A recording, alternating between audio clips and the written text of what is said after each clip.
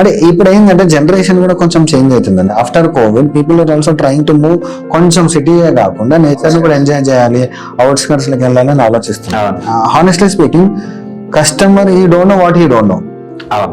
ఆయనకి ఏం కావాలో ఆయనకు తెలియకపోవచ్చు.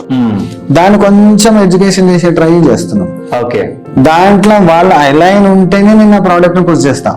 If they are not aligning, I'm not pushing the product. Okay, లేదు ఇప్పుడు అన్వాంటెడ్ వాళ్ళు, ఇప్పుడు ఆయన కమర్షియల్ ల్యాండ్ కొనుక్కోవాలని ఉంది, నాకు సంవత్సరానికి 5 లక్షలు 4 లక్షలు రెంట్ కావాలన్న వాళ్ళకి నా ప్రాపర్టీ అసలు నేను మాట్లాడా. ఓకే, వాళ్ళని ఒకటే ఒక క్వశ్చన్ అడుగుతా, సరే సార్ ఒక 10 years తర్వాత మీకు ఒక 4 లక్షలు 5 లక్షలు రెంట్ వస్తాయని అనుకుంటున్నారు కదా, సరే రెంట్ వచ్చిన తర్వాత మా రెంట్ లో మీ బాబుకి కానీ మీ పాపకి కానీ ఆర్గానిక్ గా రైస్ మంచి ఫుడ్ ఇవ్వగలుగుతారా, మంచి వాటర్ ఇవ్వగలుగుతారా, మంచి ఎయిర్ ఇవ్వగలుగుతారా? క్వశ్చన్ వేసి వదిలిపెట్టేస్తున్నా. లేదండి మీరు అన్న పాయింట్ కరెక్ట్ అయిన నన్ను 4 క్వశ్చన్స్ అడిగితే నా ఆన్సర్ వాళ్ళకి నచ్చితే they are my prospects and customers. Otherwise I will stop.